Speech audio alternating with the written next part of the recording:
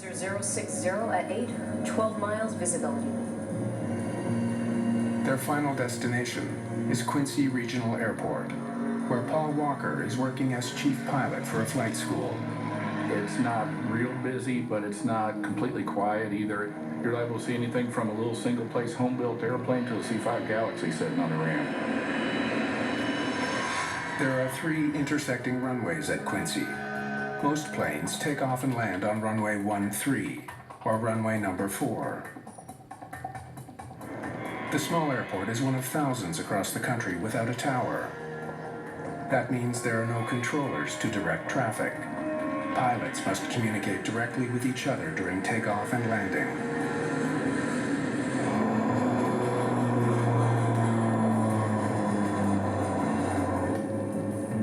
It's now 9 minutes before touchdown. About 30 miles to the north of the field, inbound for landing runway 13 at Quincy. Any traffic in the area, please advise. Captain Gatke radios in on an open frequency, used by all pilots at Quincy. All right.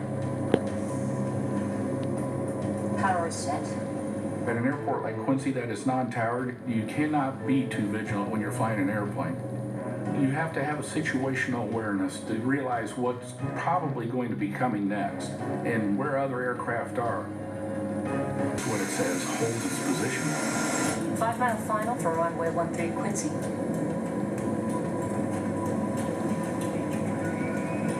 Gear down. 3 green. Check. Okay. Navigation set. And radar set for takeoff. The captain, it was a nice day, the winds were light.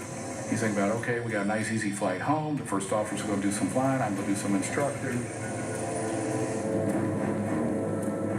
As the commuter plane descends, 500. an automated voice in the cockpit gives the pilots their altitude. On short final for runway 13. 400. The aircraft going to hold the position on runway 4. Where are you guys going to take off? 646 Juliet, holding for departure on runway 400. King Air. Okay, we'll get through your intersection in just a second, sir. King Air 1127, Delta's taxiing out. Takeoff on runway 4. Sounds like the students handling the radio calls. They're using 4. Stop. See, that tells me they heard the King Air. They know it was approaching the runway, and they're watching for it. Kate Gatke is making all the right calls. But it isn't clear if the pilots in the King Air heard any of them. We'll be inbound to enter on the left base for runway 13 at Quincy. Any other traffic, please advise. No response? Where's the King Air? King Air 1127, holding short of runway 4, taking the runway for departure. Less than a minute to touchdown. The King Air is still holding. Captain Gatke double-checks whether the King Air intends to stay put on runway 4 while she lands on 13. The aircraft going to hold the position on runway 4. You guys can't take off. 300. What investigators hear next comes as a complete surprise.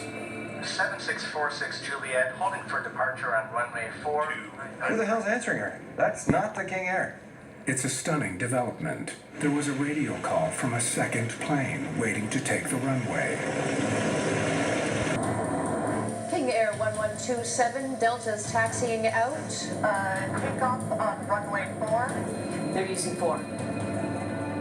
It's clear the United Express crew knew the location of the King Air. It's not clear if the King Air crew ever heard Captain Gatke, but her plane would have been clearly visible in the sky. David Ivey tries out both pilot seats in the King Air while in position on runway 4.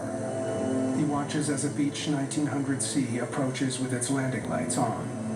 It flew downwind, made a left turn to a final approach, and we were looking at what we could see. The lights, how visible was the airplane? I can see you. Clear as day. Max reverse. investigators calculate the United Express plane touched down with a speed of 194 kilometers an hour.